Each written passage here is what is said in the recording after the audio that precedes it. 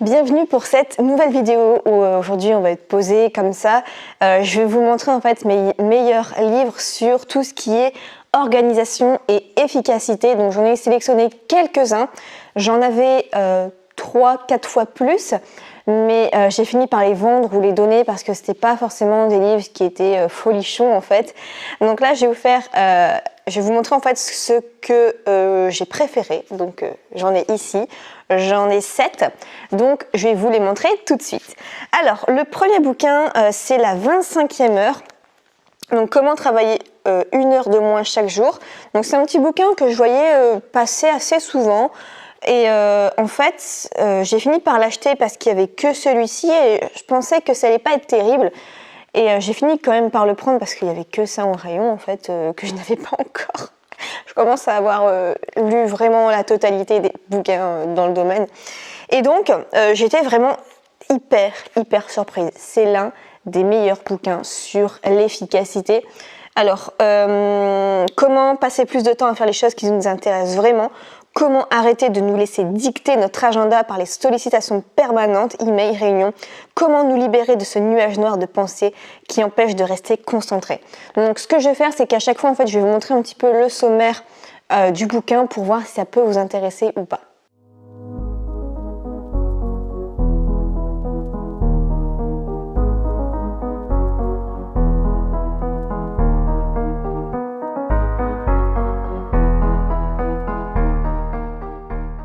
Deuxième petit bouquin qui n'est pas du tout connu, c'est le manuel moderne de la Working Girl, toutes les clés pour booster et réussir votre carrière. Donc c'est un petit bouquin qui coûte 3,90 €, qui se lit entre une demi-heure et 1 heure, vous l'avez terminé. Mais c'est pas mal boostant en fait, c'est bien pour les femmes à leur compte entrepreneuses ou des femmes qui sont salariées, qui ont vraiment de belles ambitions dans leur carrière. Donc voilà, ce petit bouquin, il est plutôt sympa, girly, etc. Donc je vous le conseille.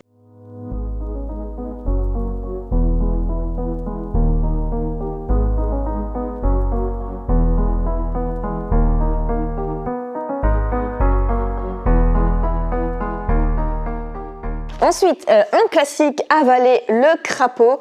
21 bons moyens d'arrêter de tout remettre au lendemain pour accomplir davantage en moins de temps, de Brian Tracy, qui est un Américain qui écrit plein de bouquins. Et donc, oui, c'est un petit peu pour s'organiser. Donc, par exemple, faire attention à la technologie. Exercer des pressions sur vous-même.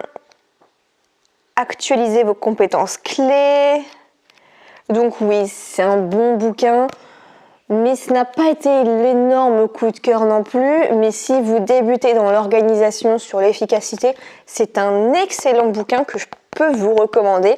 Et surtout, c'est comprendre cette philosophie de ce bouquin, avaler le crapaud en premier. En gros, c'est faire les tâches qui vous demandent le plus d'énergie en début de journée. Pourquoi ? Parce qu'on a une réserve de volonté tout au long de la journée. C'est-à-dire qu'en gros, quand on dort, c'est comme si on rechargeait notre portable ou notre chargeur. On se recharge aussi soi-même, sauf qu'on n'est pas branché, quoi. C'est par Bluetooth, vous savez, j'en sais rien. C'est peut-être par Bluetooth avec l'univers, j'en sais rien du tout. Mais bref, on est rechargé à bloc le matin et au fur et à mesure que la journée passe et qu'on a des choix à faire, du travail à faire, cette énergie descend jusqu'à la fin de la journée. On est complètement fatigué et on va dormir pour se recharger de nouveau en Bluetooth. Et donc, du coup, c'est bien de comprendre ça en fait. Quand vous avez compris surtout la philosophie de ce bouquin, ça change votre vie de débuter votre journée ainsi.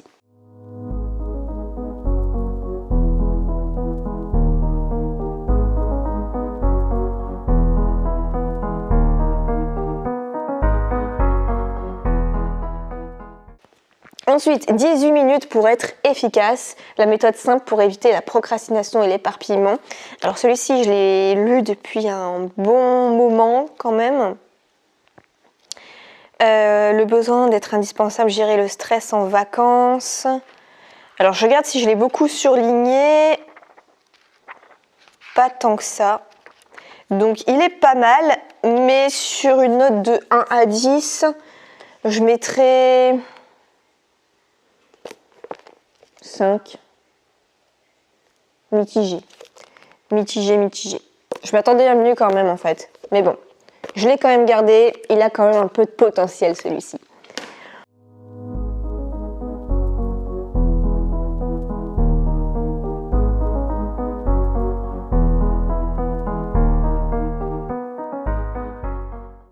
Ensuite, pour l'efficacité dans la vie professionnelle en tant qu'entrepreneur, la semaine de 4 heures, un classique. Alors je sais que c'est un livre qui a beaucoup inspiré les entrepreneurs quand ils l'ont lu pour la première fois. J'ai du mal à comprendre cette idée. Enfin, moi, quand j'ai lu la première fois, je me suis dit, ça m'inspire pas du tout. Parce que c'est pour les entrepreneurs qui ont déjà un gros business pour essayer de gérer un peu mieux et gagner plus de temps. Enfin, je vois pas en quoi ça peut inspirer quelqu'un qui n'a pas encore de business parce que ça lui parle pas les concepts d'organisation, de réduire sa liste, enfin de réduire ses emails et tout, parce que c'est pas des problématiques qui le concernent. Donc, j'ai toujours du mal à comprendre pourquoi la semaine de 4 heures a été le premier livre qui les a inspirés. Faudra m'expliquer. Donc, travailler moins, gagner plus et vivre mieux. Donc, le titre et la promesse, c'est clairement du marketing, même un peu trop poussé. Mais l'idée, vraiment, c'est de savoir s'organiser dans sa vie professionnelle. Il y a des bonnes histoires à prendre dedans, notamment avec le pêcheur qui veut investir en bourse, enfin qui ne veut pas investir en bourse, justement. Parce que, il y a des citations aussi. Je n'utilise pas seulement mes neurones, mais tous ceux que je peux emprunter. Woodrow Wilson. Pas mal. Donc voilà, un classique quand même pour bien s'organiser dans sa vie professionnelle.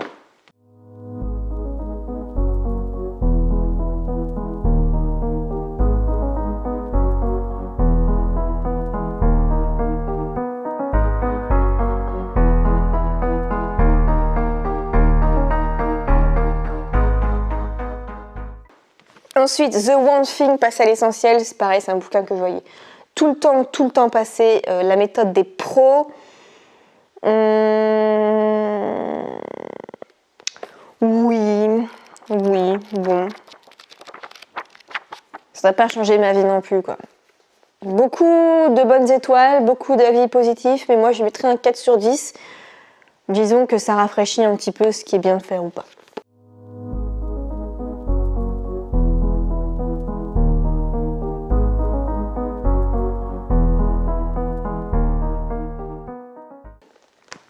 Et mon coup de cœur du moment, celui-ci, la magie du rangement au travail. Donc Marie Kondo a déjà écrit la magie du rangement tout court, qui se trouve en format poche ou en broché aussi.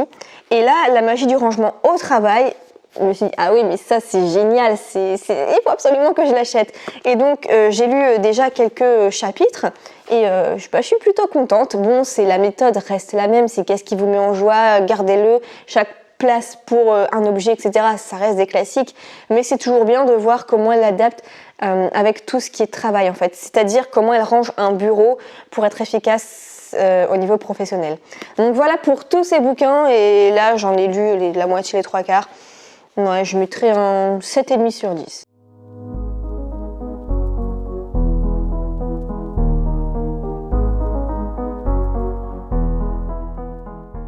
Donc si vous avez aussi des coups de cœur au niveau de... Ah, j'ai oublié de vous montrer un bouquin.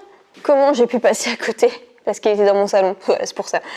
C'est celui-ci, The Home Edit. Donc c'est un bouquin en anglais, mais l'intérieur, il y a plein de photos en fait de rangement. Et en fait, c'est le bouquin numéro 1 sur le rangement aux États-Unis. Enfin, regardez comment c'est trop bien rangé, quoi.